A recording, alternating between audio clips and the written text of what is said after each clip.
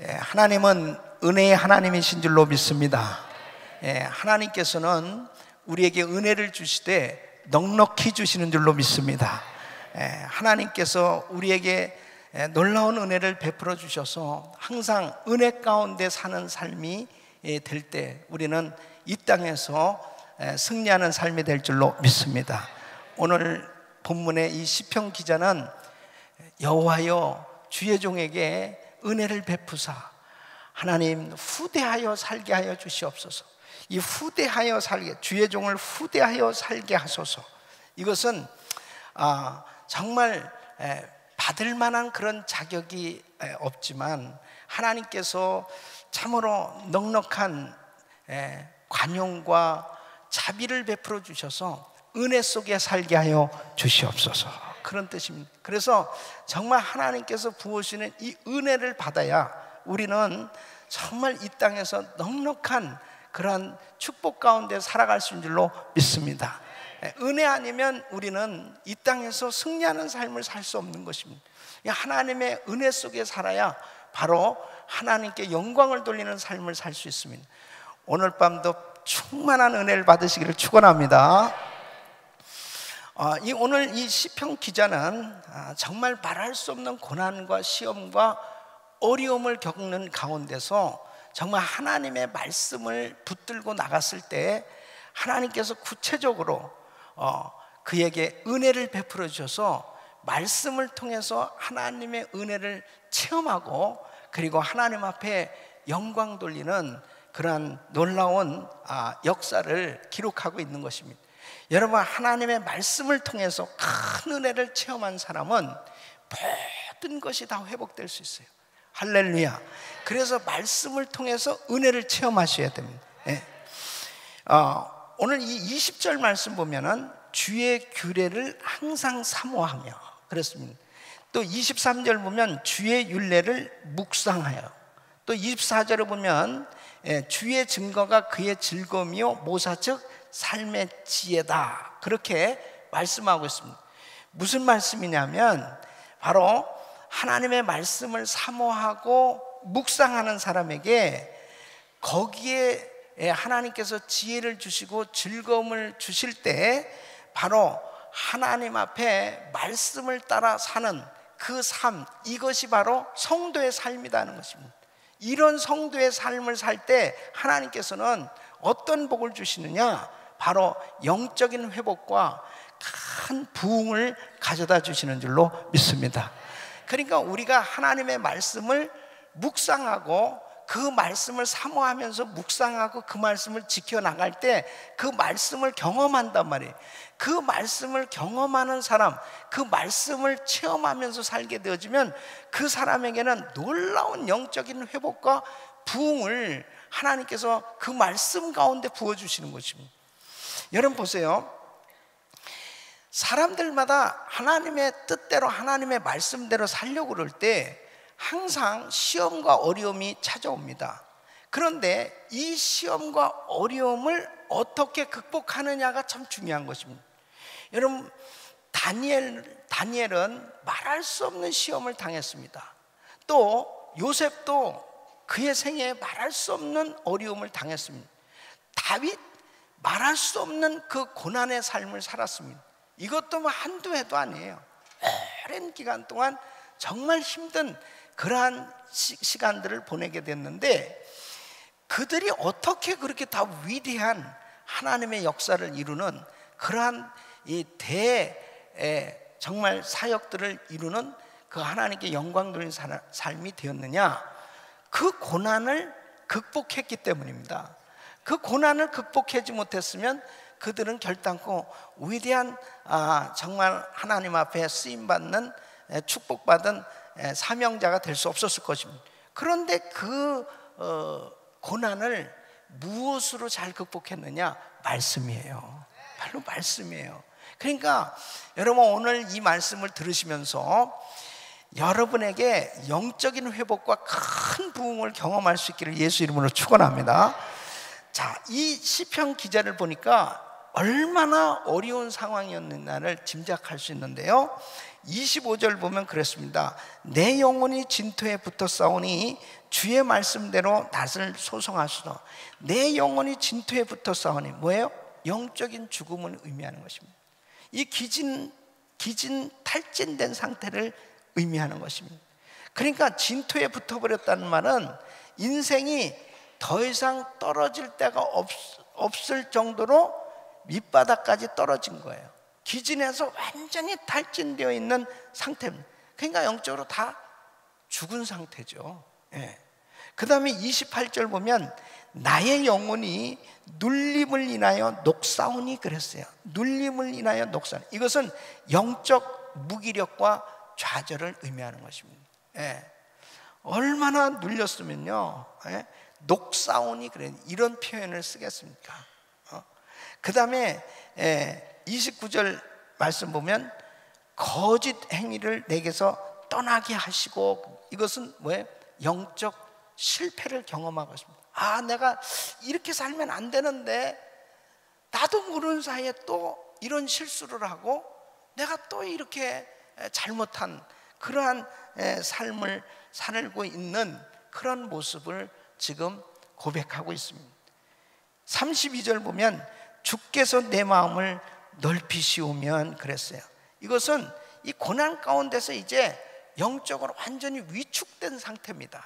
예, 마음이 아주 그냥 쪼그라들어 가지고 더 이상 용납을 할 수 없는 그러한 그 심령의 상태. 자, 보세요.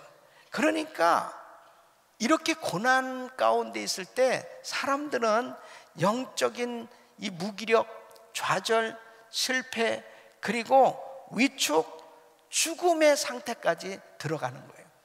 이런 상태에서 하나님의 말씀만이 바로 진정한 회복과 부흥을 가져다 줄 수 있는 줄 믿으시기 바랍니다. 그러니까 이런 상태에 있던 이 시편 기자가 영적인 회복을 경험한 거예요. 예. 저는 오늘 이 말씀을 증거하면서 우리 성도님들이 지금 영적으로 위축되어 있고 영적으로 막 기진맥진하고 정말 기도도 잘 안 되고 마음이 불안하고 그리고 늘 짜증나고 이 마음 가운데 그냥 계속 힘든 그런 상태에 있다면 오늘 다 회복되시길 예수 이름으로 축원합니다. 다 회복돼야 돼요.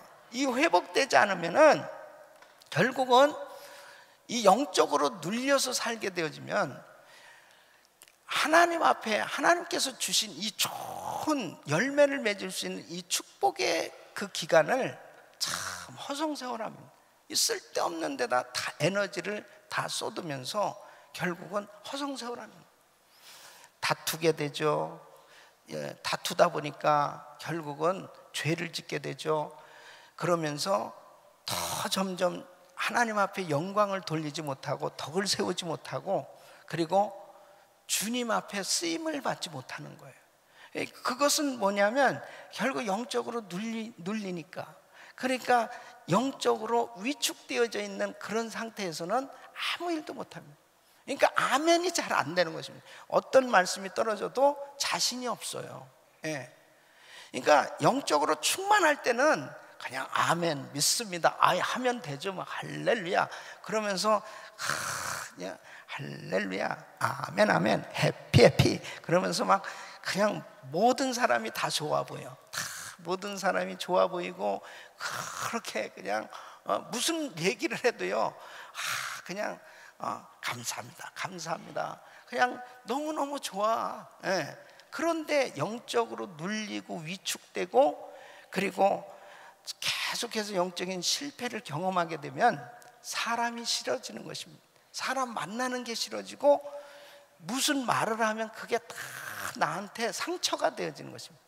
그러면서 끊임없이 이거 마음이 자꾸 나눠지고 그리고 계속해서 오해가 생겨지고 그리고 그 마음 가운데 기쁨이 다 사라지는 것입니다.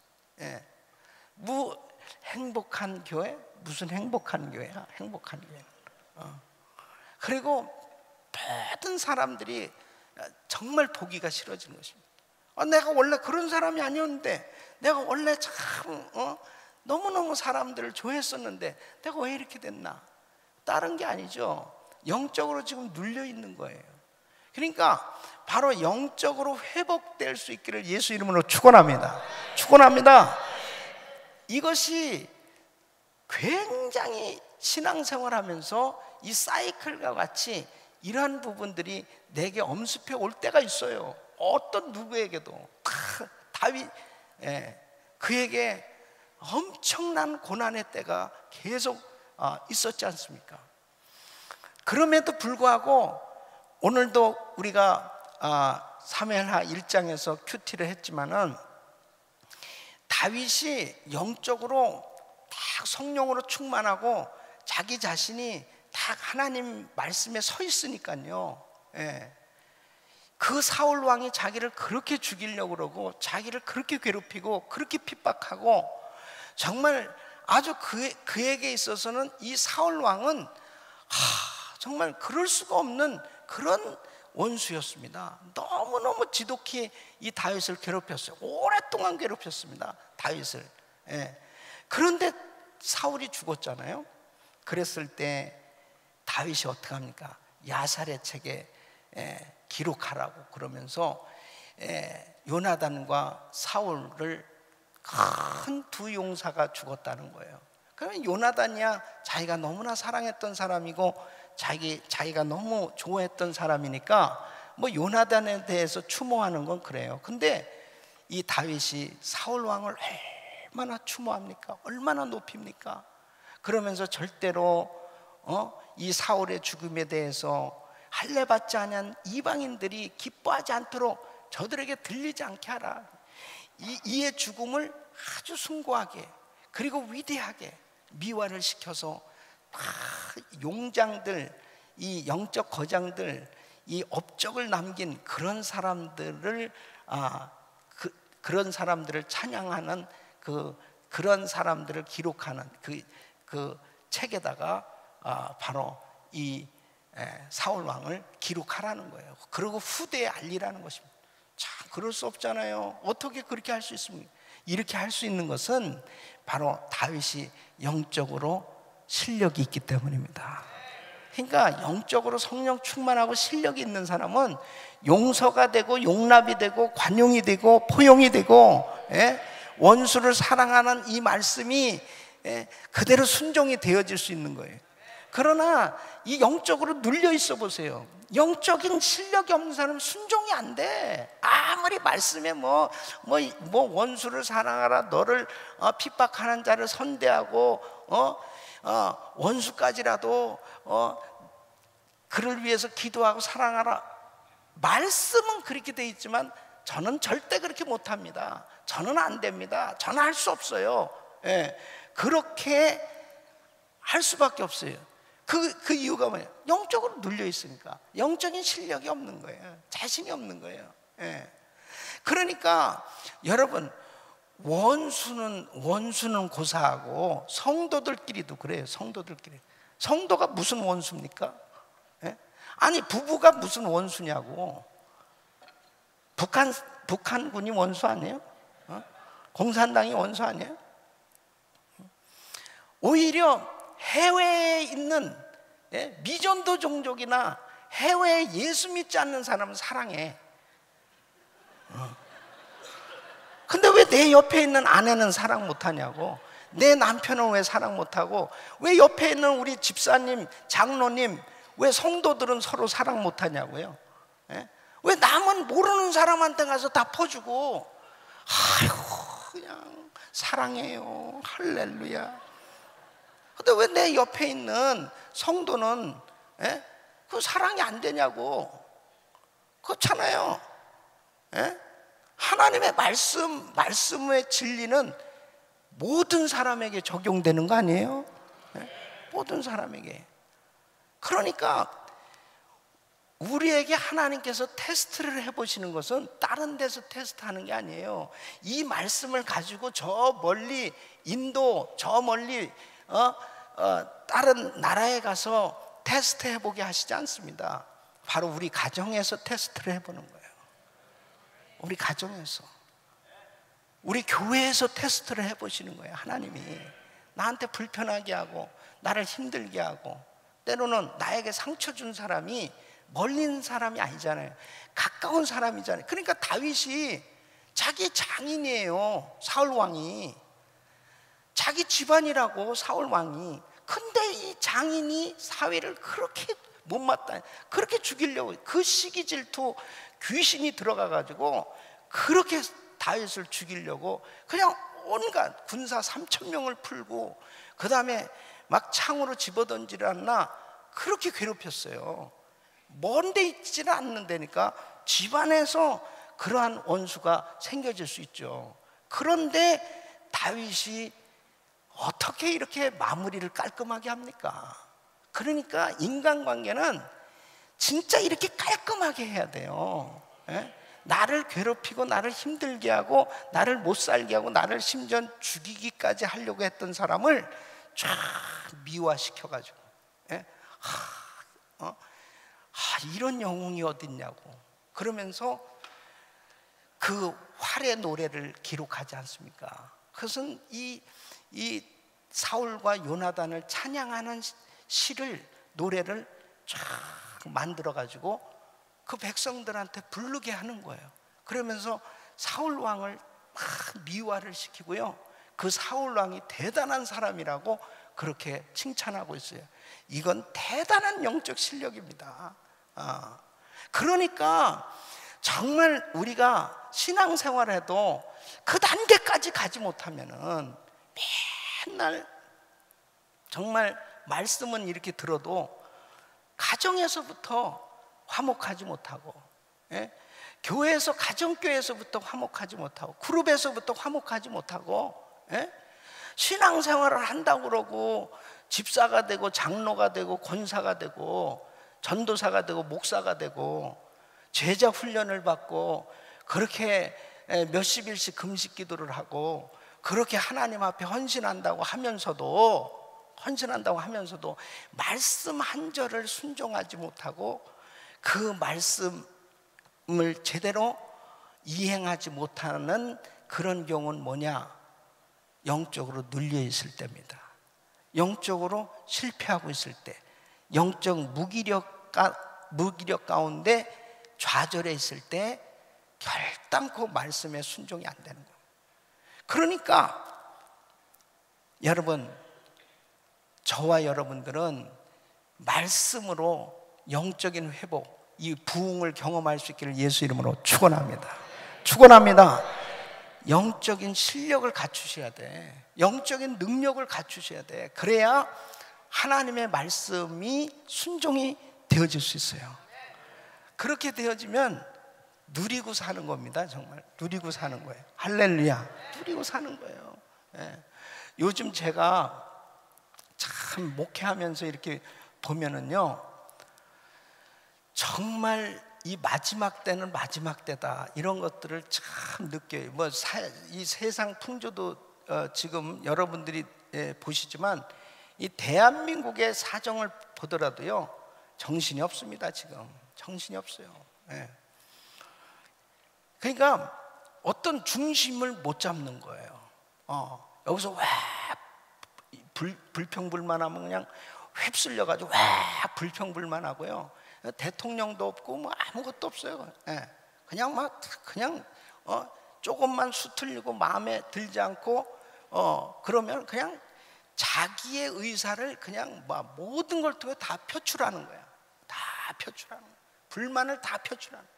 그 백성들이 지금 그런 가운데서 중심을 잡지 못하면요, 굉장히 혼돈 속에 살 수밖에 없어요. 예.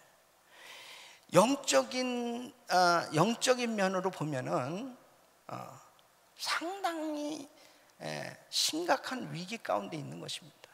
예. 교회들도 보면요, 교인들도 보면 요즘은 조그만 말해도 금방 상처를 받아요.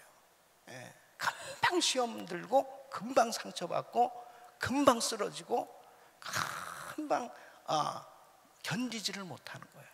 예, 점점 더해져 갑니다. 이게 그러니까 마지막 때 징조에 대해서 예수님이 말씀하신 것 중에 사랑이 식어지고 그랬어요. 서로 잡아주며. 그러니까 사랑이 식어지고 서로 잡아준다는 것은요, 엄청난 이 사단의 역사로 서로 나눠지게 된다는 거예요. 그러니까 사랑이 식어지는 것은 무서운 징계, 무서운 재앙이에요, 재앙.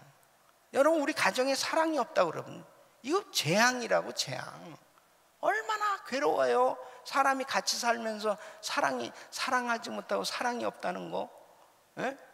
교회도 그렇잖아요. 하나님이 사랑이신데, 아니 교회에 왔는데 사랑이 없다, 사랑을 느끼지 못한다, 삭막한 거 하잖아요. 예? 근데 마지막 때의 징조 가운데 한 가지가 바로 사랑이 식어지고 그러니까요. 그러니까 지금은 이 영적인 회복과 부흥만이 살 길입니다. 예. 사랑이 회복돼야 되고, 예. 그리고 영적인 회복이 일어났을 때 사랑으로 충만하게 되어지고, 그리고 영적 실력자가 됐을 때 용서와 관용과 화평이, 화목이 이루어질 수 있는 거예요. 그러니까 내가 싫어하는 사람, 내가 미워하는 사람, 내가 안 좋게 생각하는 사람, 이런 사람들이 생겨질 수 있어요. 그런데 그것을 내가 용납하면 안 돼. 예. 그런 사람들을 한 명씩 받아들이기 시작하잖아요. 난 저 사람 싫어해. 난 저 사람 나 안 좋아해. 난 저 사람 정말 내가 저 사람하고 같이 일 못해. 막 이런 것들을 그냥 여러분들이 용납하잖아요. 그럼 어떻게 되느냐? 예. 결국은 영적인 침몰을 당할 수밖에 없는 것입니다. 그리고 그때부터 자기 자신의 신앙생활은 곤두박질하는 것입니다. 예, 말씀의 순종이 하나도 안 되는. 예. 그러니까 결국은 하나님이 기뻐하시는 성령의 열매가 맺어질 수가 없어요. 사랑과 희락과 화평과 오래 참과 자비와 양성과 충성과 온유와 절제, 하나도 나타나지 않습니다. 근데 이것은 누가 해줄 수 있는 게 아니에요. 예. 어떤 환경으로 만들어지는 게 아니에요. 자기 자신이 이 말씀 속에 들어가야만 이 말씀을 통해서 영적인 회복과 부흥이 오는 줄 믿으시기 바랍니다. 그래서 이 시편 기자는 이렇게 극도로 어려운 상황 가운데 있었어요. 그가 고백하듯이 내 영혼이 진토에 붙었습니다. 나의 영혼이 눌림을 인하여 녹사오니, 거짓행위, 이렇게 내 마음을 넓히시오면, 이런 표현을 쓰면서 자기 자신이 완전히 이렇게 땅에 떨어질 것이 없을 만큼 밑바닥이 됐다는 거예요, 영적으로. 그런데 이 시편 기자가 말씀을 통해서 영적인 회복을 경험하는 거예요. 저는 오늘 이 말씀을 통해서 우리 성도님들이 다 회복되시길 축원합니다. 어떻게 말씀이 영적인 회복과 부흥을 가져다 주냐? 첫째는 죄의 고백입니다. 죄의 고백이 있어야 됩니다. 여러분 26절 보면은 내가 나의 행위를, 우리 같이 읽겠습니다. 시작. 내가 나의 행위를 고하매 주께서 내게 응답하셨으니 주의 율례를 내게 가르치소서. 내가 나의 행위를 고하매 그랬습니다. 그러니까 바로 하나님의 말씀을 읽고 이 말씀을 들을 때 말씀이 바로 나를 볼 수 있는 거울입니다. 그러므로 나의 영적인 모습을 말씀을 통해서 보게 되는 거예요. 그래도 오늘도 참 우리 귀한 성도님들이 이렇게 예배에 참석하신 여러분들은 참 영적으로요, 그래도 실력이 있는 분들이죠. 그러니까 이렇게 말씀을 들으실 때 뭐를 느끼실 수 있냐면 자신의 심령의 상태나 자신의 신앙의 상태를 볼 수가 있어요, 말씀을 통해서. 그렇지 않고서는 다른 것으로 내 영적인 상태를 그냥 느끼기는 좀 하지만 잘 몰라요. 예. 그래서 시편 119편 67절 보면 고난 당하기 전에는 내가 그릇 행하였더니 이제는 주의 말씀을 지키나이다 그랬어요. 그러니까 이 시편 기자가 극도의 고난 가운데, 힘들고 어려운 가운데 말씀과 가까워진 거예요. 예? 말씀과 가까워진 건 곧 하나님과 가까워진 거고, 하나님의 말씀을 품게 되었을 때 자기 자신의 죄가 튀어나오는 거예요. 그러면서 이 말씀을 가지면은 죄가 고백되지 않을 수가 없습니다. 예. 그러니까 말씀이 없으면은 죄의 고백이 안 나와요. 예. 그런데 말씀을 통해서는 자기 자신이 잘못되어진 이런 것들이 다 드러나게 돼 있어요. 그러니까 디모데후서 3장 16절 17절 우리 같이 한번 읽어보겠습니다. 시작. 모든 성경은 하나님의 감동으로 된 것으로 교훈과 책망과 바르게 함과 의로 교육하기에 유익하니 이는 하나님의 사람으로 온전케 하며 모든 선한 일을 행하기에 온전케 하려 함이라. 아멘. 하나님의 사람으로 어떻게 해요? 온전케 하며 모든 선한 일을 행하기에 온전케 하려. 근데 이러한 온전한 하나님의 사람이 될 수 있는 것은 하나님의 말씀을 통해서 교훈과 책망과 바르게 함과 의로 교육을 받을 때 가능한 것입니다. 이때에 자기의 잘못된 부분들이 다 드러나게 돼 있어요. 그러니까 주님 앞에 이 죄를 철저히 회개하기 시작합니다. 여러분 1907년 장대인교회에서 부흥회가 있을 때 그때 길선주 장로님이 일어나서 저는 아간과 같은 죄인입니다. 내 친구가 세상을 떠나면서 나한테 돈을, 이 미망인과 이 자녀들을 위해서 나한테 돈을 맡겼는데 내가 그 중에 일부를 내가 취했다는 거예요. 나는 아간과 같은 죄입니다. 그 존경받는 그 장로님이 그냥 이렇게 많은 성도들 앞에서 일어나가지고 울면서 내가 이런 죄 이거 당장 드리겠다고 그러면서 회개하니까 이쪽 저쪽에서 울면서 일어나가지고 이쪽 저쪽에서 저 장로님이 저런 죄를 졌구나 이게 아니고 일어나서 나는 이런 나쁜 죄인입니다. 나는 이런 죄를 졌습니다. 다 일어나서 죄를 고백합니다.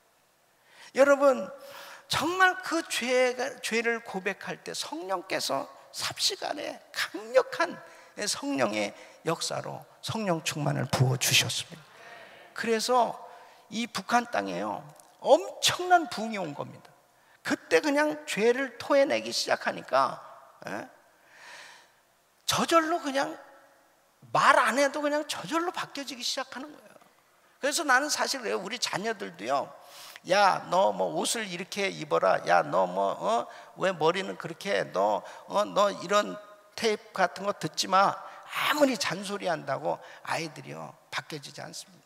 그런데 이렇게 영적 집회에 참석해서 하나님의 말씀을 듣고 자기가 야 이런 죄인이구나 하는 걸 깨닫고 회개하면 버리지 말라고 해도 자기들이 다 갖다 버리는 거예요. 그러니까 여러분 하나님의 말씀을 통해서 첫 번째 내가 죄인임을 고백하고 내가 얼마나 큰 죄인인가, 내가 죄인인 것이 깨달아져야지 남을 판단하지 않는다는 거예요. 나는 더 큰 죄를 지고 있으면서 다른 사람들 막 그렇게 나는 1만 달란트 빚을 탕감받았는데 나에게 100대라는 빚진 자를 목을 잡고 너 내 돈 갚으라고 그러면서 감옥에다가 가두라고 그렇게 하는 사람에게 예수님께서 책망하셨던 것처럼 내 마음에 끊임없는 남을 판단하는 그런 정죄하는 이런 죄를 계속 짓게 되는 것입니다. 그래서 죄 없는 자가 돌로 치라는 거예요. 죄 없는 자가 돌로 치라는 거예요. 예. 어쩌고 저쩌고 하면서 현장에다 간음하다 잡힌 여자한테 이런 여자 하면서 돌로 치는, 죄 없는 자가 돌로 치라는 거예요. 죄 없는 자가. 그런데 하나님의 말씀을 품고 있으면 그냥 우리의 죄가 그냥 저절로 토설이 된다니까요. 정말 내가 이렇게 부족하구나. 감히 내가 누구한테 말을 할 수가 없는 거예요. 내가 이렇게 부족한 죄인인데 하나님이 이런 은혜를 나한테 주셨고, 그런 눈물로 하나님 앞에 회개하니까 그냥 저절로 겸손해지는 거예요.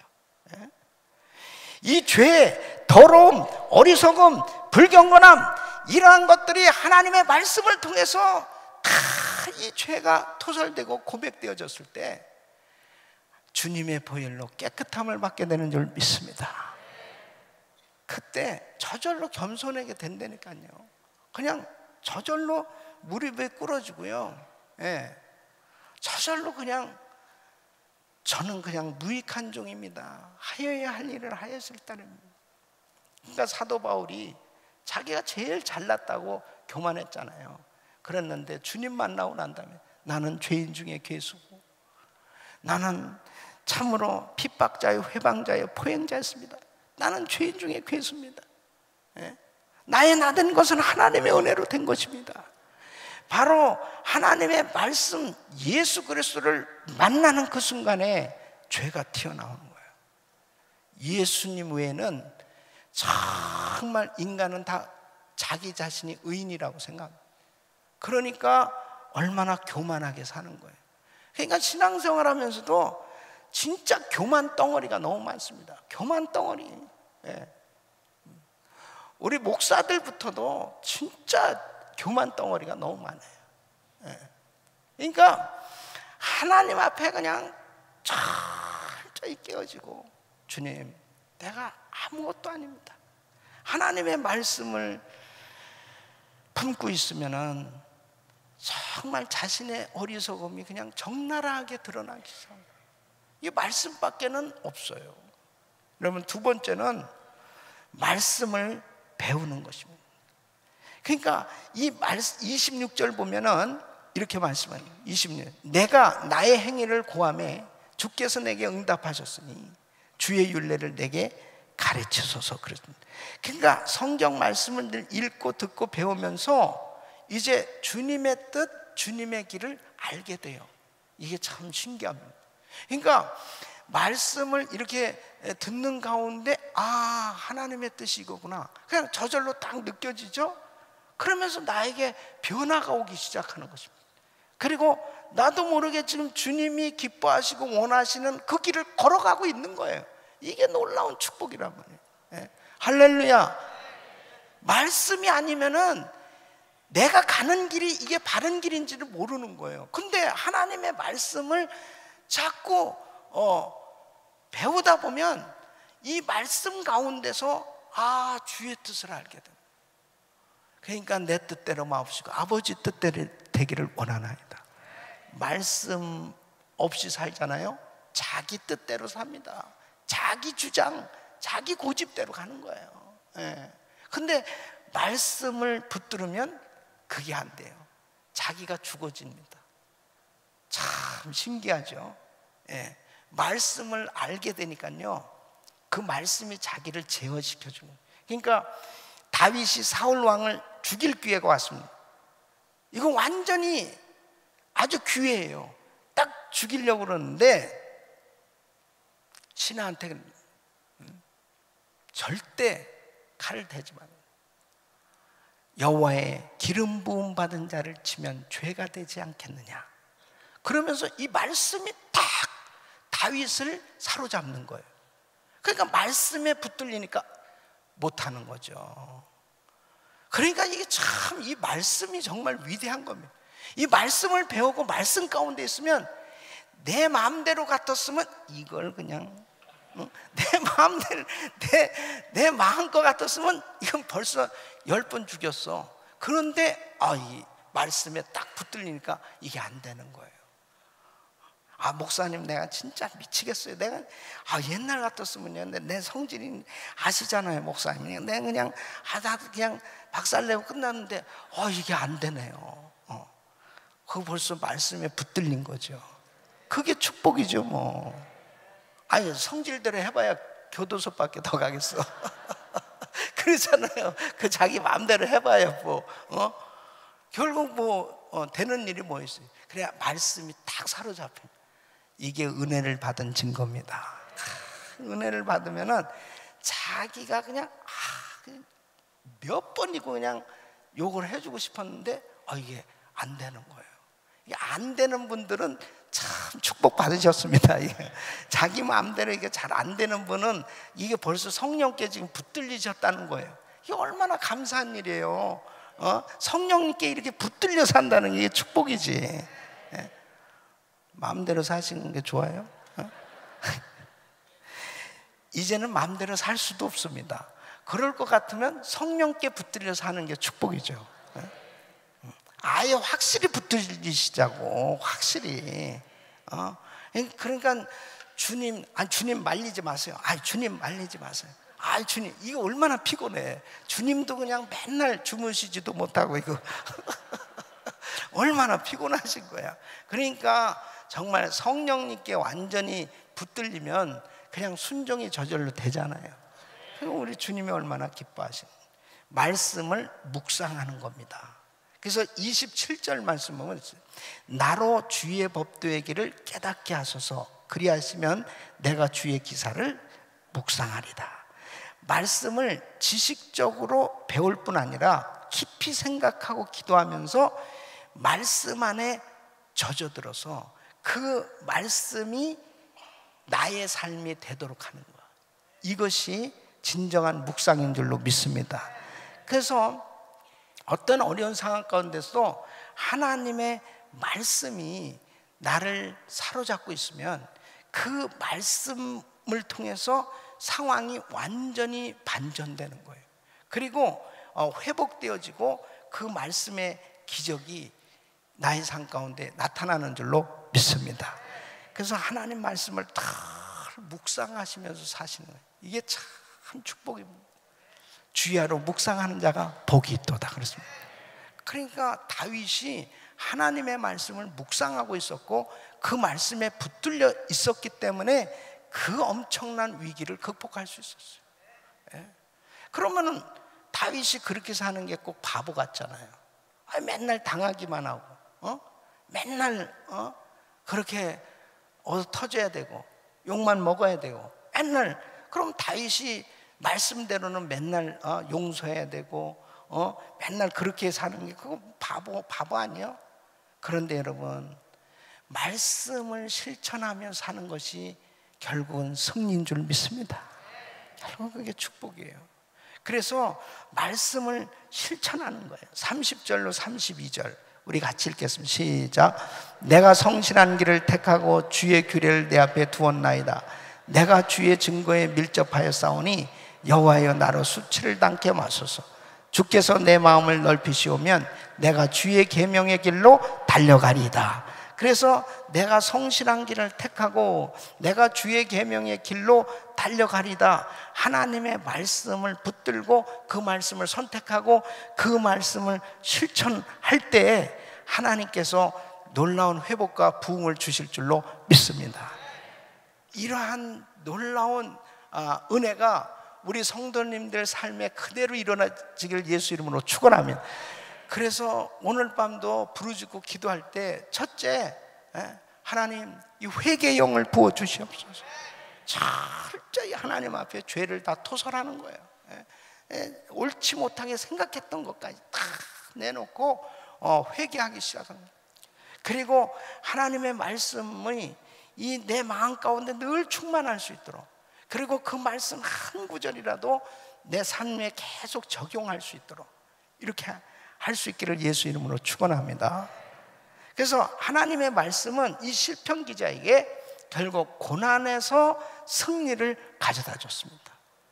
이 고난 가운데 완전히 탈진되고 영적으로 좌절되어져 있던 이 시편 기자가 하나님의 말씀을 통해서 완전히 승리하게 된 거예요.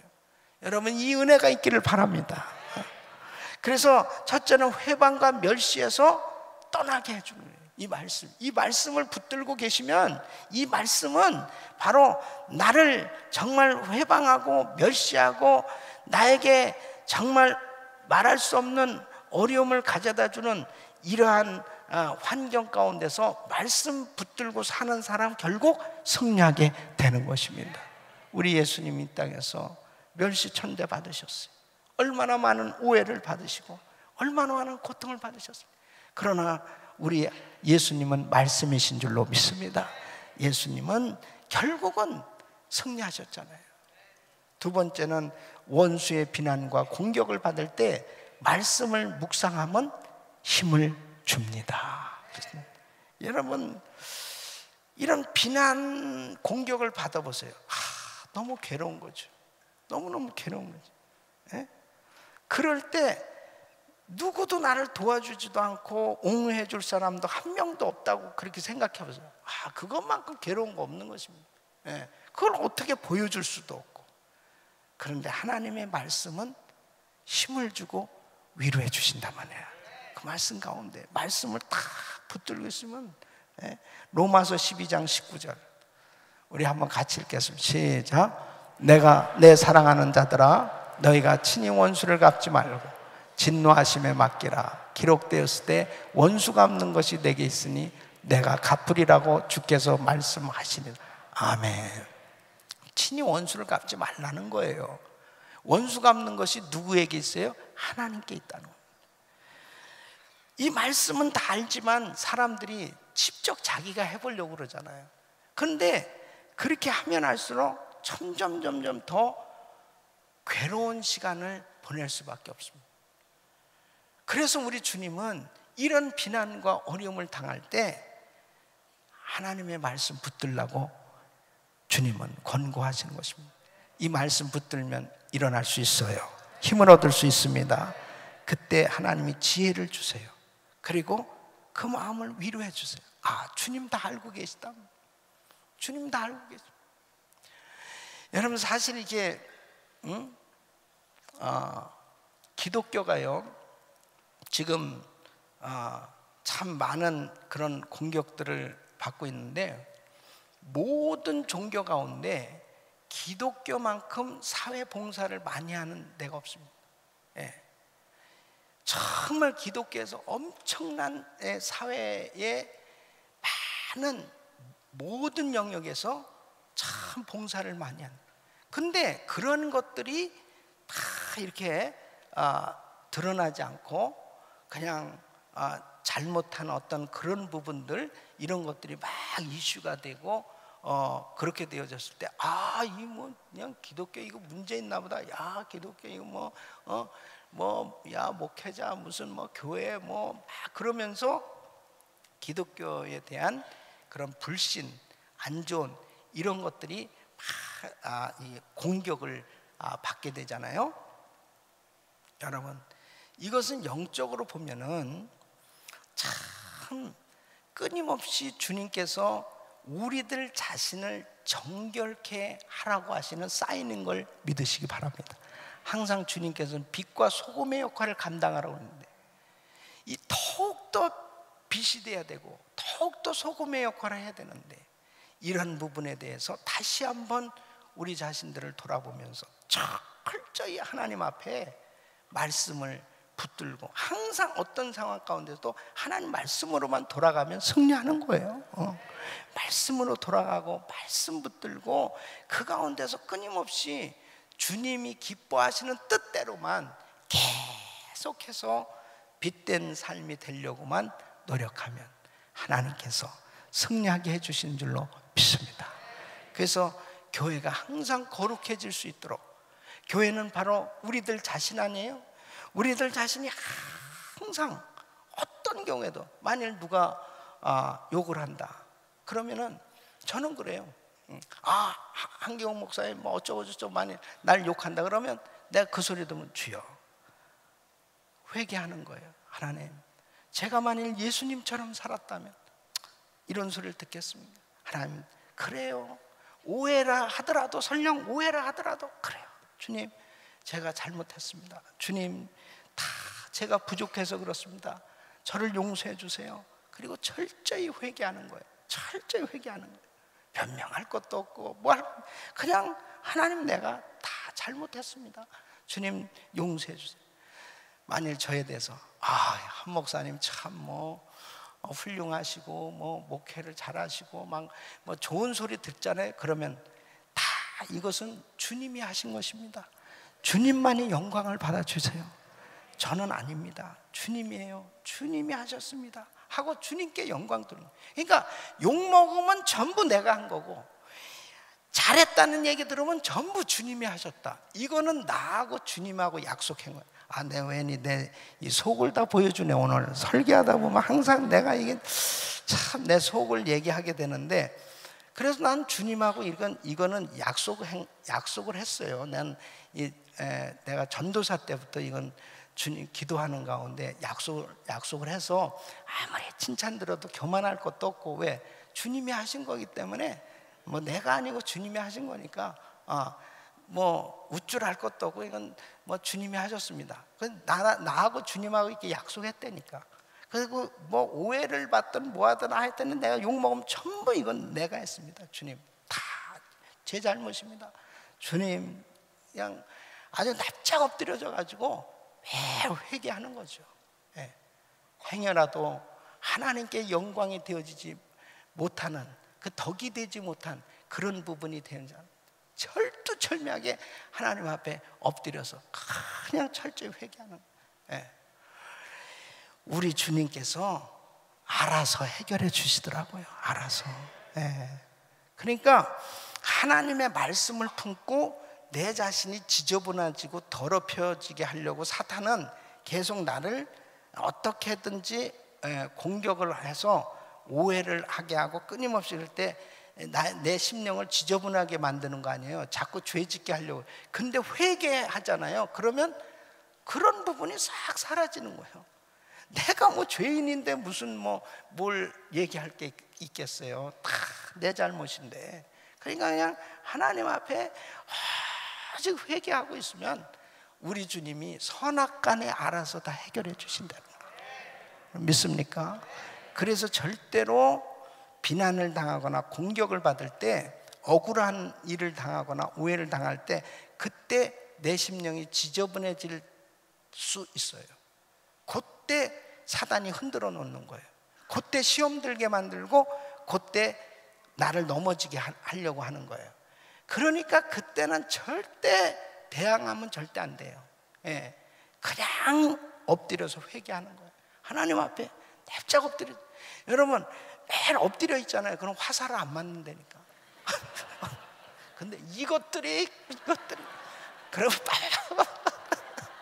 그래서 야 이것들이 그러면 그냥 가다가 맞아 죽는다니까요. 그냥 엎드려.